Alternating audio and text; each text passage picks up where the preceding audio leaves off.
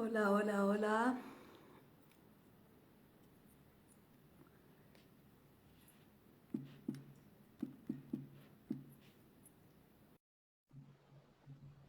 Hola, hola, hola, ¿cómo están? Estoy aquí esperando que Camila se conecte. Soy súper torpe con esto porque he hecho muy pocos en vivo, así que téngame paciencia. Vamos a ver si Camila se conecta para iniciar esta conversación, reflexión, desahogo de lo que ha sido Eh, la jornada de ayer, pero la verdad no es solo la jornada de ayer porque es algo que viene sucediendo ya hace bastante tiempo. Y a ver, déjame ver si creo que aquí... ah, ahí se está incorporando Camila. Vamos a ver si esto resulta.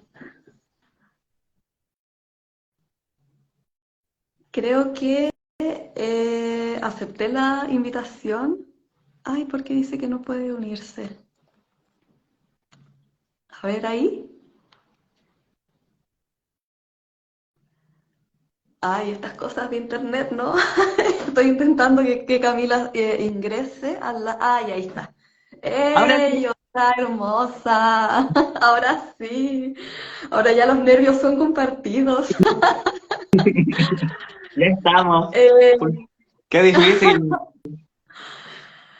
Ay, costó. Yo creo que, además que contarles que creo que con Camila varias veces habíamos pensado en hacer lives y de repente entre tanta preparación y cosas nunca resultaba y esta vez fue como ya, ¿no? Queremos conectarnos, conversar, expresar nuestros sentires frente a todo lo que está pasando en Chile. Y bueno, o sea, primero agradecer a las personas que se están conectando y nada, quiero primero, Camila, que te presentes. Después me voy a presentar yo. Bueno, contar que nos conocemos hace muchísimo tiempo, así que nos hemos visto en muchas facetas y transiciones. Ahí Sí. no voy a profundizar en eso, pero Mejor no, creo ¿no? que salta a la vista. Vamos al Y punto. los cambios. Y bueno, contar que a raíz de mi transición de género empecé a profundizar en algunos temas que eran relevantes para mí, que tenían que ver en un principio con feminismo, que fue una puerta que me abrió un camino para poder juntar la valentía y transicionar. Y luego fui abordando en otras temáticas que tienen que ver un poco con decolonialidad, con entender un poco el sistema moderno en el que vivimos, las opresiones en las que habitamos.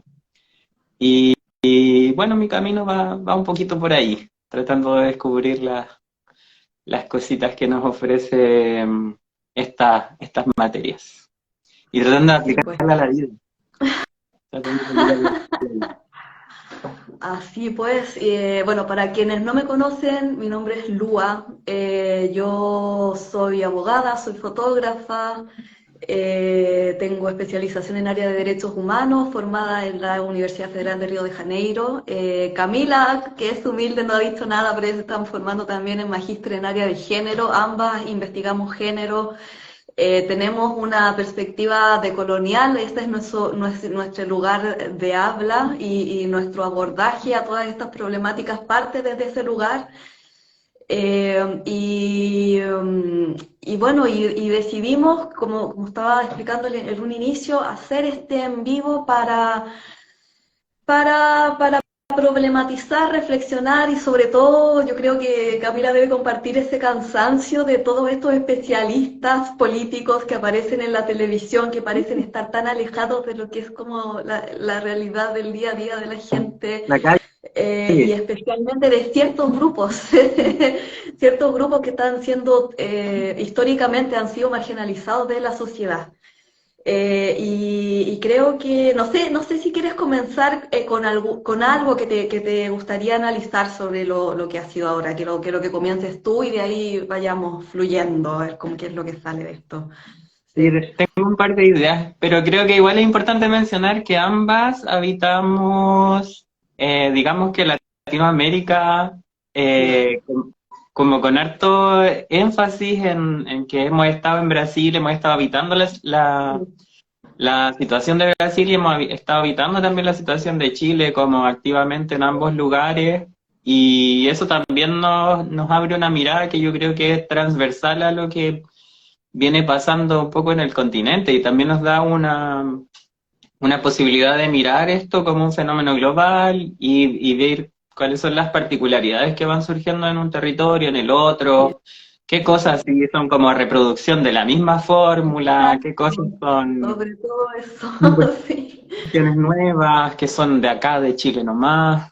Yo creo que ahí también eso nos une un poco en este envío, en estas ganas de conversar hoy día. Y creo que esta conversación nació con un post que tú enviaste en la mañana, porque de ahí empezamos a conversar primero por redes sociales y después seguimos por interno. Sí. Y era la reflexión que hiciste tú, que crees que esa ola contrarrevolucionaria y conservadora, eh, contrarrevolucionaria y conservadora que se está viviendo a nivel global, pero en Chile se ha transformado en algo tan trágicamente simbólico, y ahí haces el paralelo con esta conmemoración de los 50 años del golpe cívico-militar y también que han transcurrido 3 años, que yo siento que son 3 años de desgaste de la voluntad de las personas para mantener en alto una moral de luchar por derechos, como que hay un movimiento, hay un algo que se intentó apagar de una forma, y eso es, yo creo, lo que podemos dialogar en este en vivo. Sí, ahí solo entre medio un besito para la Malva, que la queremos tanto, ¿no?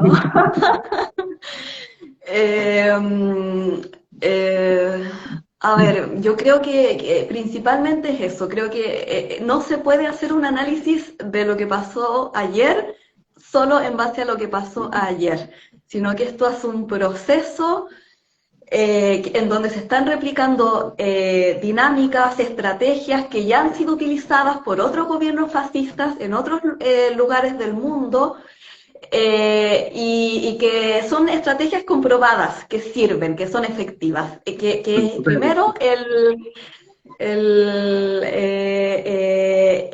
exaltar esta estrategia de seguridad, colocar el tema de la seguridad y esa solución rápida frente a la seguridad, que es este punitivismo exacerbado, frente a otras soluciones que verdaderamente producen resultados positivos a largo plazo. Y al mismo tiempo, y creo que yo, porque siento, en mi caso es muy difícil para mí empezar a tocar estas temáticas sin entender también cómo esto nos afecta directamente a nosotras. Nosotras ambas hemos vivido la experiencia de ser migrantes en otro país. Por suerte, ese país creo yo que es un país que incluso en los momentos más duros del gobierno Bolsonaro jamás tuvo una retórica contraria a los inmigrantes. En ese sentido creo que es todo lo contrario. Y es algo que yo resalto de la sociedad brasileña, que siempre es muy abierta al migrante. Bueno, el Y que gobierno, son muy propuestas a lo que ocurre en el país, el sí. gobierno de Bolsonaro intentó en algún momento generar un clima de aversión contra los médicos cubanos que Sí. estaban en misiones en Amazonía. Hubo un tema ahí, como que hubo un intento, pero yo creo que un país tan Es diverso que algo no... cultural. Sí, Sí, sí. Pero sí es una estrategia que claramente ha servido muchísimo y continúa. O sea, si vemos el caso de Estados Unidos, de otros países de Latinoamérica, esa retórica está marcada muy fuerte. Entonces, creo que hay varios puntos puntos de los que tenemos que conversar. Uno es eso, cómo se produjo este también desencanto, este tanto péndulo que hablan de que nos vamos de un movimiento que ha sido extremadamente de izquierda, muy revolucionario, y de repente tiene un frenón, pero un parón en seco, y terminamos en este otro extremo del péndulo. Yo la verdad no sé si sea tan así. Siento que son fuerzas que hasta cierto punto hay dos sectores muy duros que aún se mantienen. Yo creo que esa izquierda revolucionaria continúa viva. El problema es que se produzca un cansancio enorme en relación al proceso constitucional que estamos viviendo hoy. Y ese desgaste no es mero capricho. Eso es lo que queremos intentar. Yo creo que para mí es importante dejar claro que la cantidad, o sea, si sumamos hoy en día la abstención más los nulos y blancos de esta última votación del Consejo Constituyente, son más de 5 millones de personas. Ese es un porcentaje enorme del padrón electoral. Y esto no se puede comparar de la misma forma con cualquier otra elección pasada, porque las elecciones pasadas el voto era voluntario, ahora teníamos un voto obligatorio. O sea, vimos que habían comisarías llenas de gente yendo a avisar que se le había perdido el carnet, inventando excusas para no ir a sufragar, pero perdiendo su tiempo, su dinero, porque probablemente esas personas, ese pasaje de micro era para llegar a la comisaría, es un gasto real. Entonces no podemos ignorar que esa cifra enorme de personas que están demostrando un descontento frente a este proceso.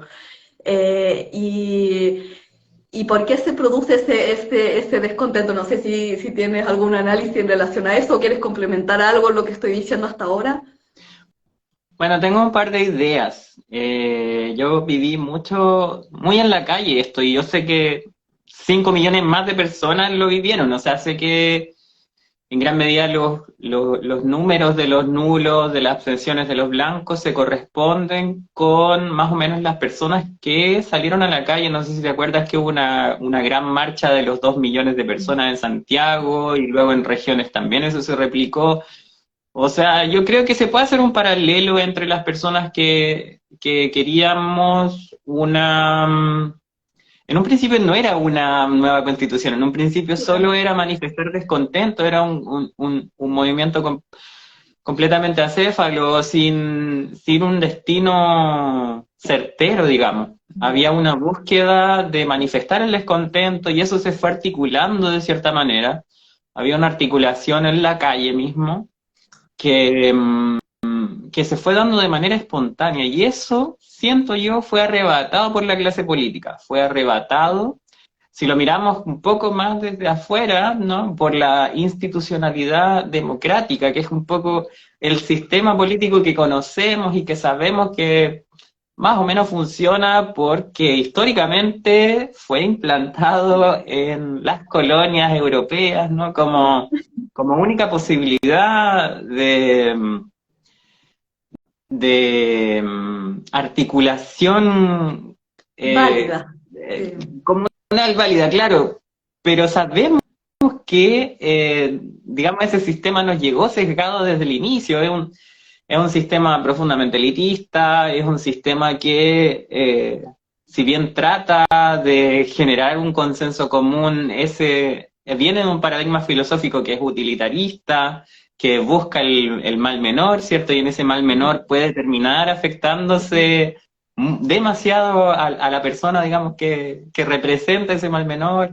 Entonces vemos que ese sistema trae acompañado un montón de sesgos, de falencias, y por lo tanto creo yo que abordar las demandas sociales por esa vía, lo que está haciendo en el fondo es acumular más descontento, porque lo que tenemos es un conflicto que tiene que ver con la imposición de un sistema colonial moderno, que vino a cambiar todas nuestras raíces más profundas, nuestra forma de relación con las personas que habitábamos este territorio de origen, y ahí se genera un quiebre que es más allá de lo político, que es una falta de sentido, una falta de representatividad.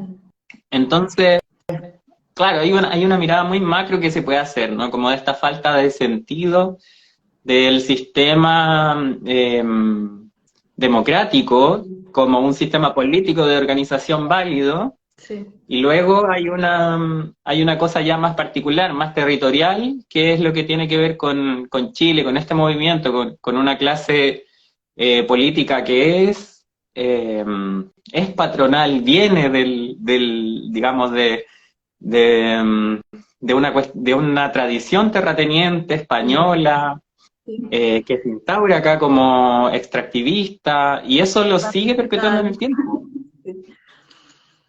Sí, sí, sí. Y a pesar de que todo, o sea, hasta cierto punto, todas esas problemáticas también estaban presentes en esta primera solución constituyente, que fue la constitución que votamos, que se rechazó en septiembre del año pasado.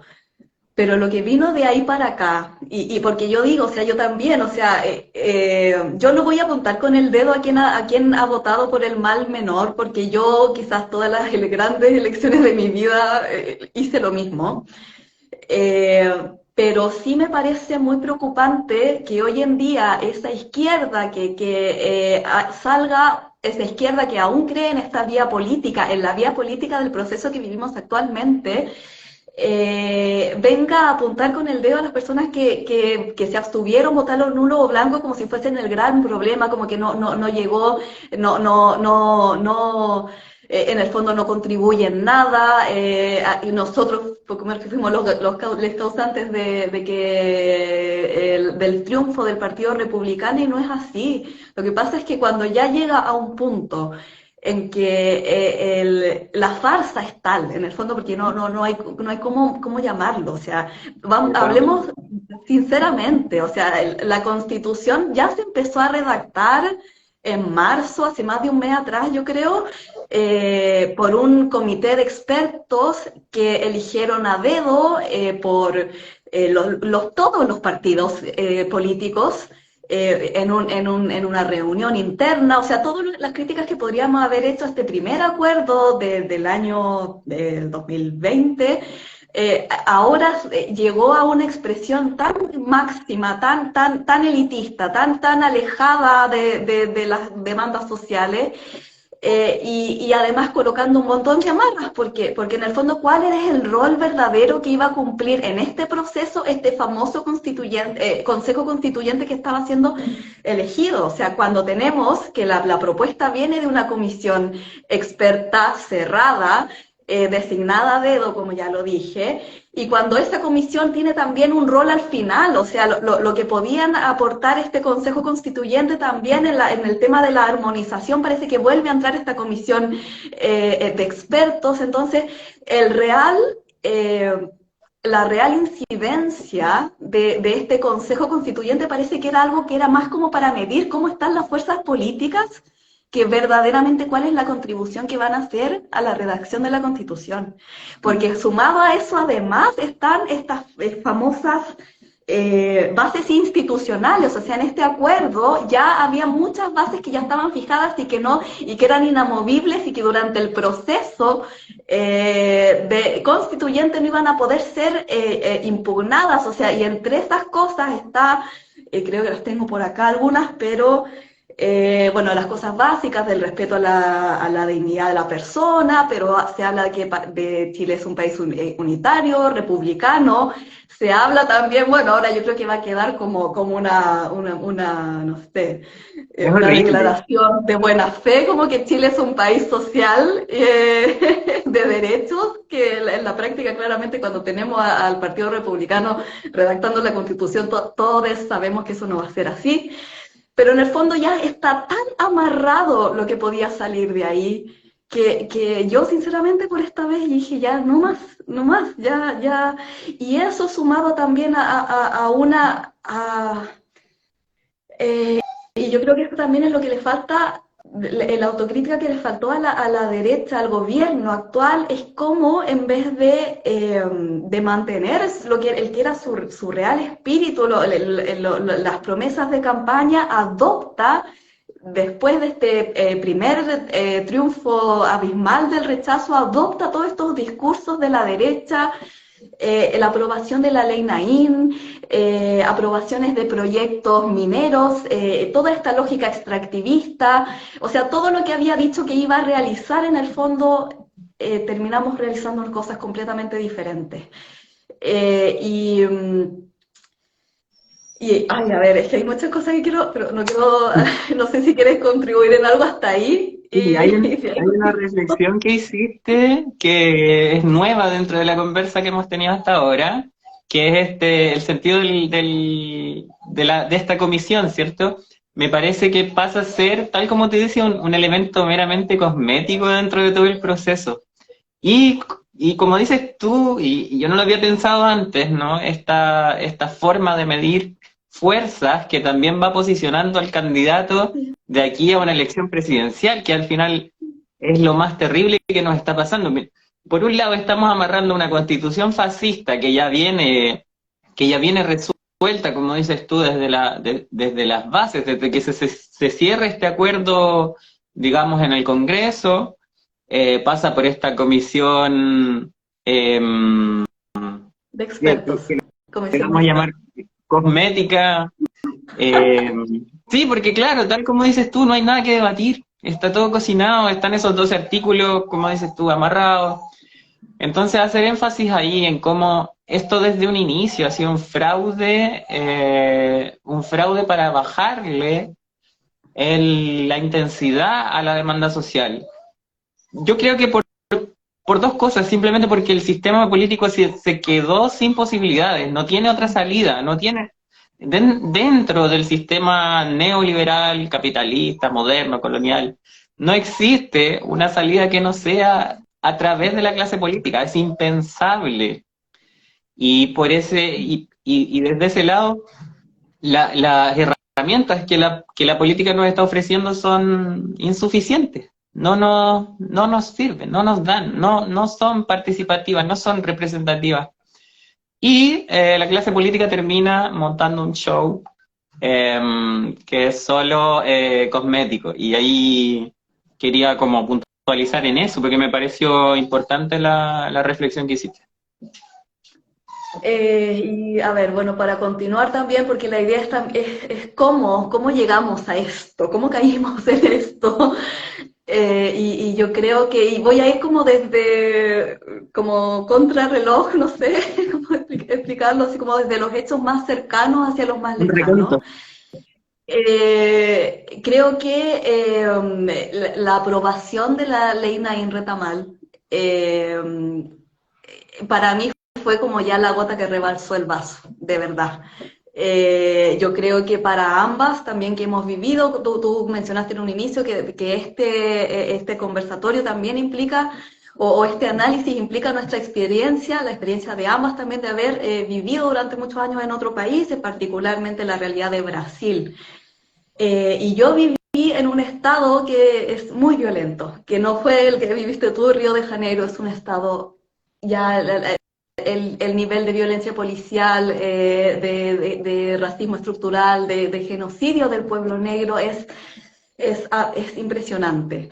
Entonces, cuando tú ves que hasta el Partido Comunista sale a apoyar una ley como la ley Nain Retamal, que en el fondo les da a las policías esta legítima defensa privilegiada, para mí es como que si, es como ya la necropolítica declarada, ya ni siquiera vamos a esconder, porque claro, qué buenas intenciones vamos a proteger a nuestros carabineros para que puedan, no sé, cumplir su función del orden público, de la seguridad, con esta también retórica xenófoba contra los migrantes, que como si fueran los migrantes los responsables de la inseguridad del país, para quien ha sido migrante por muchos años de su vida, o sea, es que eso hiere de verdad, duele. Duele cuando un país como el chileno, que de por sí ya es tan xenófobo, llegar a lo que se está viviendo hoy duele, a mí me duele, de verdad. Y puede ser que quizás otras personas no comprendan ese dolor, pero duele y es real. Da vergüenza también. Yo quiero contar algunas cifras muy duras. Durante el gobierno de Bolsonaro, en Río de Janeiro se llegó a un récord de muertes de personas por las policías, que es 1.810 personas. Es claro, y muchos pueden pensar que, pero es que esa es una realidad muy particular, que eso no va a pasar en el país. Bueno, lo mismo podría haber pensado yo previa a la revuelta, que una cifra de 400 personas con traumas oculares era algo impensado para este país. Pero no, la verdad es que las escaladas de violencia se producen de forma tan vertiginosa y tan rápida y tan que tener legislación que avale ese tipo de actitudes por parte de unas policías que además ya venían totalmente cuestionadas en cuanto a cuál fue su rol durante el estallido social, la revuelta popular realmente, me parece, o sea, de verdad aterrador, porque además justamente en este momento que uno piensa que la única salida frente a este escenario terrible de una nueva constitución siendo redactada por el Partido Revolucionario, ¿cuál sería la única salida que uno ve posible? Volver a la calle, volver a articular en los movimientos sociales, pero ¿cómo le puedes pedir a alguien que vuelva a la calle cuando tienes policías amparadas por la ley Naín Retamal? O sea, si pasó lo que pasó en la revuelta pasada, ¿cómo podría la gente salir a la calle ahora? O sea, parece que esta cosa lo hubiesen casi que tenido pensada de antemano, no sé. Pero es terrible. Yo creo que acá, solo para terminar, o sea, yo creo que acá yo por lo menos no vengo a dar ninguna solución no sé, siento que son procesos que requieren mucho estudio para dar, pero sí tenía esa necesidad al menos no sé, de desahogar la rabia, de desahogar la pena, de desahogar la preocupación real. Y voy a cerrar. Sí, en el fondo este conversatorio tiene que ver cómo rearticularse después de,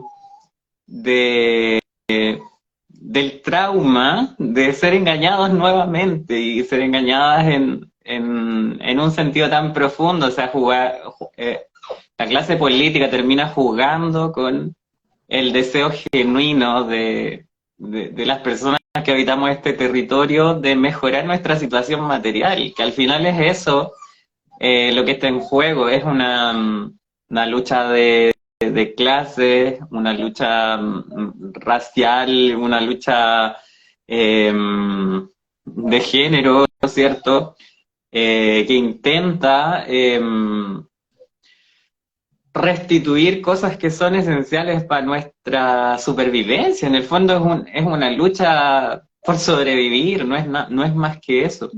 Entonces, claro, hay un trauma, yo creo que se genera un trauma social a partir de este engaño, y, y no es menor, o sea, tiene mucho que ver con lo que venimos arrastrando hace años, con estos traumas de matanzas, ¿no? Que mencionaba ahí en la conversación que hacíamos por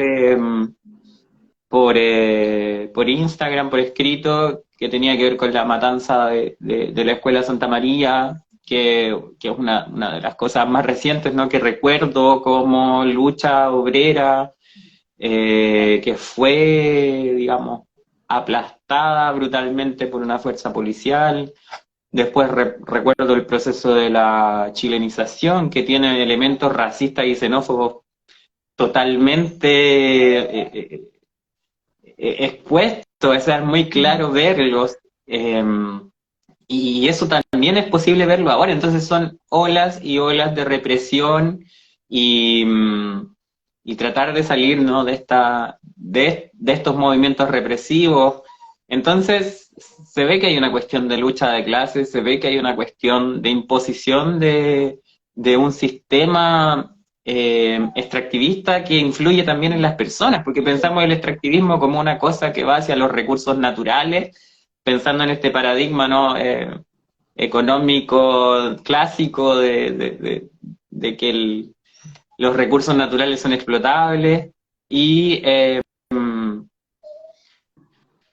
y no nos damos cuenta que nosotros también somos los recursos. Y ahí es donde está el problema cuando hablamos de defender el territorio, el medio ambiente, estamos hablando de nosotros también. Hay una cuestión ahí de un paradigma especista que nos ha regido hasta el día de hoy, ¿cierto? De considerarnos por separado de la naturaleza. Entonces, hay un montón de cuestiones que hemos descubierto en este tiempo, que hemos defendido en este tiempo, que no son consideradas porque no pueden serlo en este proyecto neoliberal, democrático, que es lo que está instaurado, digamos que en el sur global, porque finalmente somos colonias de los imperios que están cerca nuestro, y más o menos que obligados a tener que seguir esta tradición republicana, ¿no? Que hoy día me suena tan feo hablarlo de esta manera. Republicano suena muy feo porque lo termino asociando al fascismo, a este fascismo declarado que termina imponiéndose a través de este miedo que tú misma mencionabas. Entonces, solo para seguir el ejercicio que tú estabas haciendo y para seguir esta línea, voy a mencionar que siento que el gobierno perdió la línea digamos, de acción y fue muy crítico también para las personas que estábamos con alguna esperanza de que este gobierno quizás pudiese ser una alternativa al gobierno de Kast. Y creo que el punto de quiebre fue cuando el coordinador de la CAM, Héctor Yaitul, fue apresado, ¿cierto? Y se declaró también en la zona del Biobío un nuevo toque de queda, o sea, un nuevo estado policial, y de a poco, en el fondo, este gobierno de izquierda, que al final igual está suscrito dentro de este macro sistema eh, de gobierno, ¿no? Que este sistema neoliberal, eh, se hace partícipe de eso, ¿no? Como el segundo día teníamos a la ministra visitando la zona en conflicto, Sí. y a los 3 meses después teníamos a un comunero de la coordinadora encarcelado. Entonces, eh, el fascismo, el racismo, el clasismo es innegable, gobiernan en base a esas herramientas. Y desde ahí como que quiero volver un poco al punto central que tú mencionabas, y que era esta eh, este concepto de necropolítica, ¿no? Que ya Sí, sí, vamos, sí, sí. Yo también estaba pensando, sí, vamos. que la idea no es gobernar sobre, en un inicio los juegos de poder eran gobernar sobre la institucionalidad, sobre aquellas instituciones, ¿no? que menciona Foucault en alguno de sus libros. En el fondo ahí estaba la lucha de poder. Hoy día la lucha de poder está por sobre eso, está a un nivel de deshumanización de grupos de personas que terminan siendo descartadas. Sí, Y es así, y es así. sí.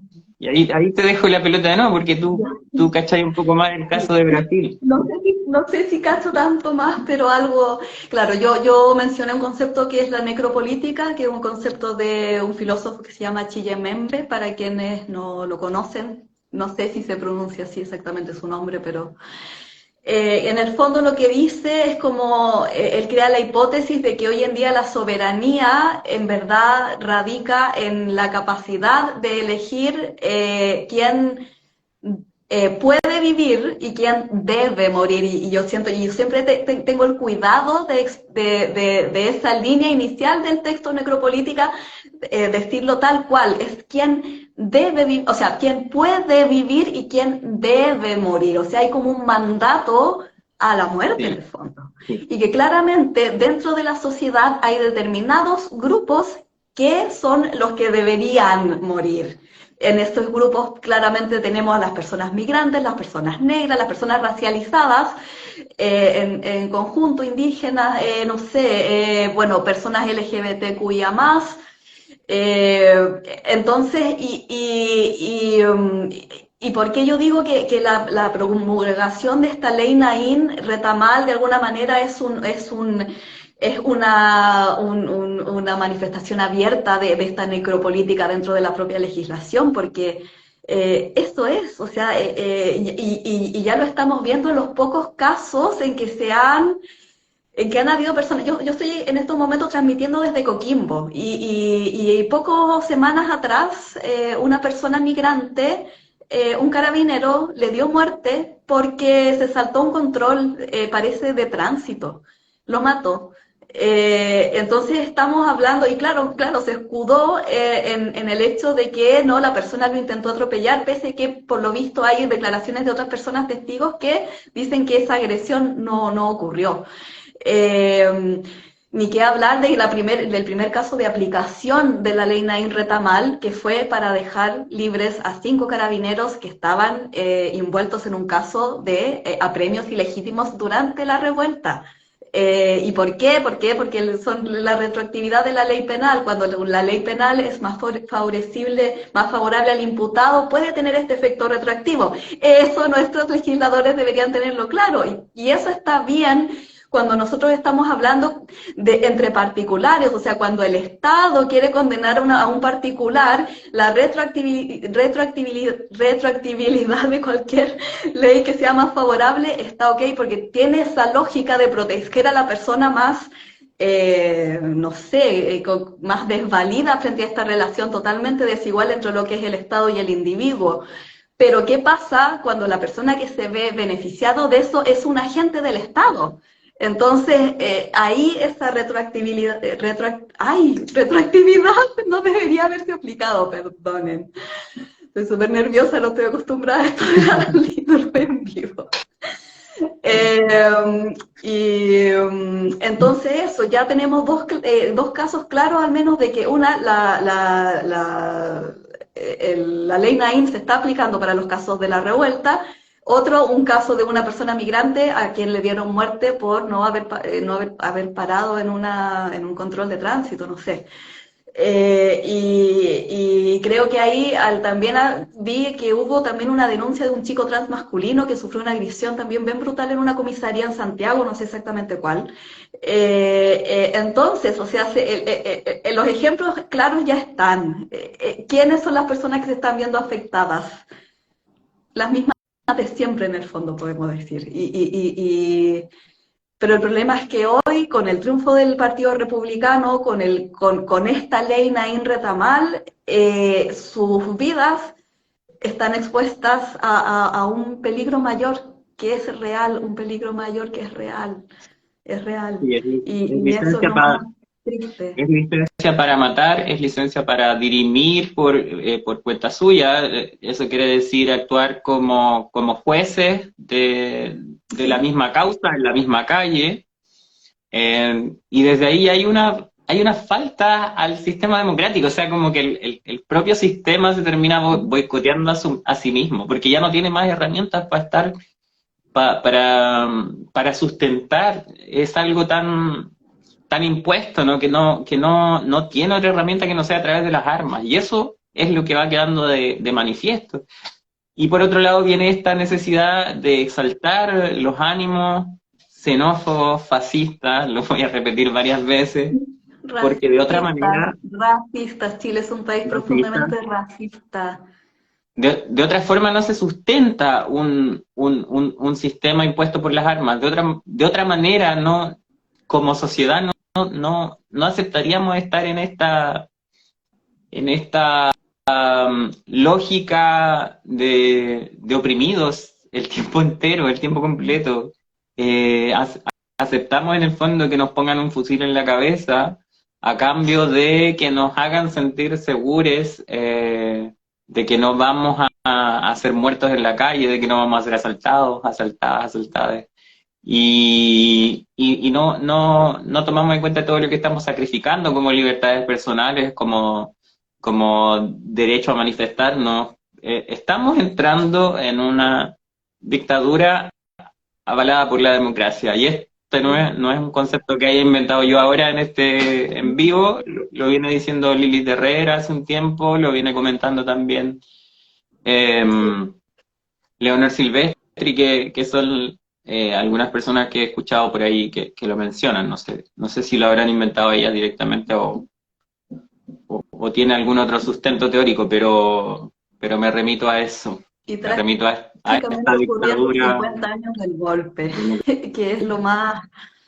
Es que de verdad parece como tragedia griega, ¿no? Ni siquiera quiero que no sé, porque qué triste que hasta en nuestro lenguaje también, como que el tema de la colonización penetra tanto que no tenemos un análogo para decir tragedia griega que no sea una referencia eurocéntrica.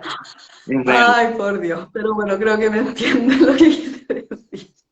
Es real. Bueno, basta de desesperación, busquemos una salida. Vamos por esa línea, yo creo, de análisis, porque yo creo que tenemos más o menos claro por dónde fue, digamos, la instauración de, de este complot político, de esta farsa política, ¿no? Y quizás podríamos analizarlo más en profundidad, pero no sé si vale la pena hacerlo acá en un en vivo. Yo creo que necesitamos ya, cerrando el día, como pensar opciones, pensar salidas, pensar vueltas a la calle, como esas vueltas eh, pueden ser... Ay, mi gato está a punto de botar algo de la mesa.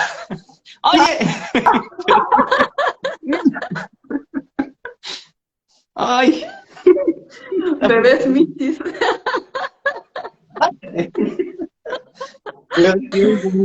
Ay, pues yo no intentando ser tan seria aquí. Bueno, eh, creo que hay que encontrar salidas a esta problemática que es el riesgo que significa volver a salir a la calle, volver a enfrentarse a los pacos. Y creo que las posibilidades, estaba escuchando hace poco unas publicaciones de Bemba Colorado que tienen que ver con rearticularse desde lo comunitario, pensar en un paradigma antirracista, pensar en recuperar este tejido social, este tejido comunitario, pensar en fórmulas de sobrevivir, ya no con un Estado, porque el Estado ya no es garante de nada. O sea, el Estado está significando más riesgo para nuestras vidas que digamos que un beneficio o una protección para nosotros, nosotras, o este número de 5 millones de personas que anulamos, rechazamos, dejamos en blanco, como O se abstuvieron, claro. digamos, es un cuarto del país que está en riesgo de muerte inminente. Salir a la calle, manifestarse y morir de un balazo. Sí, yo debo reconocer que en este momento estoy súper escéptica de salidas, estoy muy pesimista, estoy muy pesimista porque veo quizás todavía, no sé, quizás más adelante pueda tener una opinión diferente, pero en este momento me parece que o se vuelve a un tipo de lucha, una segunda revuelta, pero que en esta oportunidad sería muchísimo más sangrienta que la anterior, si es que es posible. O simplemente continuar en este estado de latencia, de un malestar que está ahí como no sé, que está ahí latente, pero que en el fondo nos conformamos a eso. Yo entiendo, claro, siempre el trabajo micropolítico es interesante a nivel de lo comunitario, no sé, los cambios que podamos generar, no sé, en nuestro día a día, en cómo nos vinculamos, qué consumimos, qué hacemos, pero a nivel así político, desde el proceso constituyente en sí, la verdad que lo veo, yo estoy súper pesimista hoy, lo siento, de verdad, me gustaría dar otra respuesta. Se me ocurre, Creo que los dos escenarios que estoy viendo, o una revolución muchísimo más violenta, o continuar en esta latencia, son igualmente trágicos, igualmente tristes. Eh, se me ocurre Eso. algunos ejemplos, pero que yo he visto a raíz de que estuve mirando un poco la teoría del feminismo comunitario, eh, y me parece que vemos con falta de esperanza, de expectativas el proceso porque somos seres súper urbanos. O sea, yo full anclada, digamos, a la ciudad, Valparaíso, auto, calle, bus, como estoy en ese paradigma de vida, habito la ciudad y la ciudad también fue construida desde el colonialismo. Entonces la ciudad de cierta manera está hecha para que las policías nos mantengan ahí como a raya también, porque las ciudades pasan a ser también dispositivos de control, al igual que todo lo que sea, eh, digamos, extensión del sistema de dominación.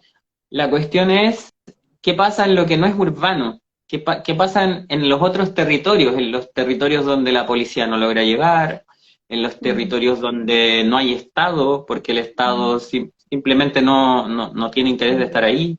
¿Cómo es posible reorganizarse desde lo no urbano, desde lo que yo diría está más alejado de lo colonial, que es Sí, aquello que quedó fuera de lo conquistado? En este caso sería el campo, eh, aunque sabemos que hay campo que también vota, digamos, por fascismo, por movimientos de derecha, porque son campos con tradiciones de patronaje, pero también hay otro campo, hay un campo que quedó como resabio de la reforma agraria, hay un campo que se organizó, hay un campo que está, digamos que un poco fuera de esta lógica de que los pacos van a llegar a dispararte así como así. No es tan fácil entrar a los lugares donde el Estado no ha penetrado. Em, y ahí yo veo igual veo una salida en los movimientos que tienen que ver, por ejemplo, con la resistencia del agua. Lo veo porque lo observo, sé que se reorganizan, sé que tienen salidas prácticas, sé que también tienen un sentido de la vida muy distinto, que tiene que ver con la supervivencia, más allá digamos, de lo que nos ofrece este sistema urbano, que es un abastecimiento constante de alimento y agua, ¿no? En el campo es diferente, eso no es constante, hay que lucharlo día a día. Y en esa dinámica me parece que el Estado no está tan ahí, no está tan instaurado. Y por ahí veo algunas posibilidades, ¿no? Como de rehabilitar lugares que quizás fueron despoblados por una lógica capitalista y que hoy día pueden significar una salida también para este sistema opresor que nos agobia. sí. No sé cómo lo veis tú. Sí, pero yo debo reconocer también, yo soy súper urbana, a mí me gusta la ciudad también, me gusta esa vorágine hasta cierto punto, y claro, quizá eso significa también soy parte del problema, pero lo reconozco, creo que esa es la diferencia. Sí, la verdad no, yo en este momento, insisto, estoy viendo pocas salidas, estoy intentando comprender causas. Y quizás, no sé, sí, creo mucho en quizás como vías de salida en las cuales yo creo y que sí se puede mantener en este contexto urbano y que quizás afecta más a un nivel micropolítico, pero es igualmente radical el efecto, es la agencia artística, utilizar las artes como medio de generar cambios culturales, de hacer denuncia, de resistir frente a estas agresiones, frente a lo que estamos viviendo en nuestro día a día, pero también, o sea, la precariedad del arte en este país, uff. Y cuando esa precariedad viene además aparejada con estos sentimientos de derrota, de frustración, de qué es lo que viene para adelante, de qué es lo que podemos hacer, yo también entiendo cómo a mí me ha pasado, o sea, de que de repente tenía mil ideas de cosas que hacer, primero llegó una pandemia que paró todos miles de proyectos, que también tiene mucho que ver, pero quizás lo podríamos conversar en otra oportunidad porque creo que ya estamos pillados con el tiempo. Eh, que es como una de las causas también de la desarticulación y de lo que estamos viviendo hoy en día, la desarticulación del movimiento social. Creo que la vía artística para mí sigue siendo la salida más inmediata al menos, lo que me mantiene aún como funcionando hasta cierto punto. Creo que eso, y que hay harta gente que está problematizando estas temáticas desde ese lugar. Eh, Eso, Me, sí, creo me que ya preocupa en estamos esta, bien. Sí. me preocupa en esa salida lo que pasó con las indetectables. Ay, sí, sí, bueno, sí. Entonces, Era otra cosa que me quería tocar, pero vamos a el, tener que hacer otra live, me sí, parece, para todos estos pendientes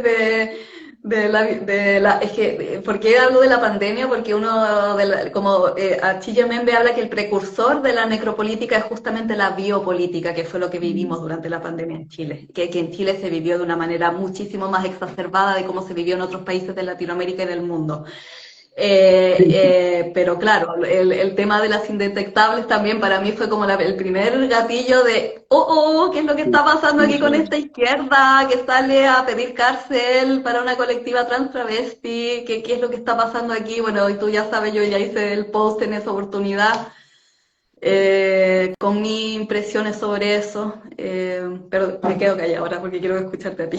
es que en ese sentido me parece que el arte puede ser una salida, pero también termina siendo un territorio conquistado, ¿no? Termina siendo un territorio dominado que se puede mover, pero dentro de ciertos márgenes. Y ahí siento que se nos va achicando el territorio. Hay que defender el territorio. En el fondo todo es cancha, como decíamos cuando chicas. Todo es cancha, todo es cancha. El cuerpo, la cultura, el arte, los recursos naturales, los ríos, los lagos. Eh, Estamos muy centrados en el combate urbano, en la guerra urbana, pero hay mucho que defender. Hay mucho que defender. Y el Estado no es capaz de llegar a todos lados. No es capaz de llegar a todos lados. Entonces, hay, hay harto más por conversar. Mucho, mucho más. Así que ya, pero yo creo que para hacer la primera salió bien, más o menos, ¿no? No sé. Yo ya me agoté, ya hice mi desahogo, creo que hasta aquí quedé por hoy.